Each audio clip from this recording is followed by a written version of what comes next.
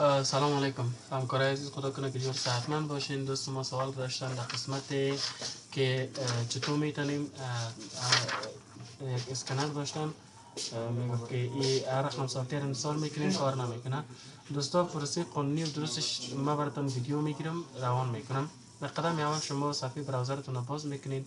در این قسمت نوشته میکنین، مثلا اگر کمپانی HP بود در این قسمت نوشته میکنین www.hp.com. زمانی که شما در سایت HP لاگین شدین، فرض بکنین این کار نمیکنه چون من اسپل اشتباه کردم، www.hp.com.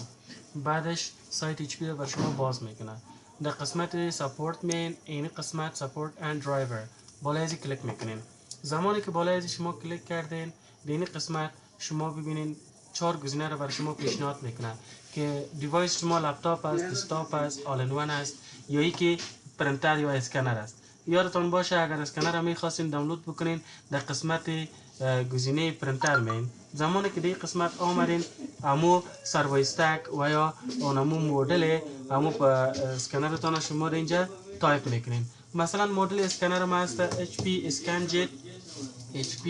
ما باز بالای باید کلیک بکنم. در این قسمت میگه enter your product name.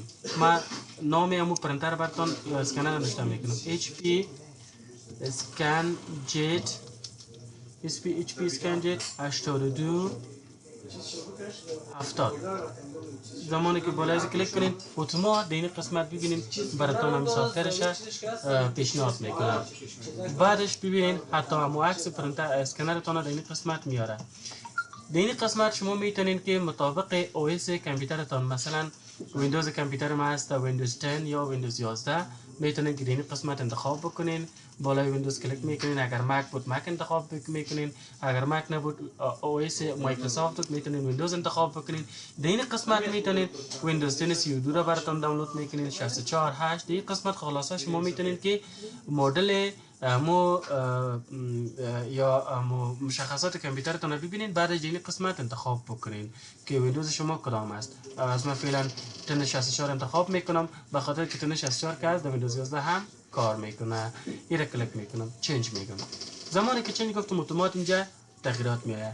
بالا از کلیک میکنین. در این قسمت این سافتور برای ما شما چی میکنه؟ پیشنهاد میکنه. بالا از دانلود کلیک میکنین. زمانی که بالای دانلود کلیک کردین اتومات این سافتور در قسمت چپ صفحه کامپیوتر شما در این پایان یا در این قسمت بالا اکثرا برای شما دانلودینگ خود نشان میده.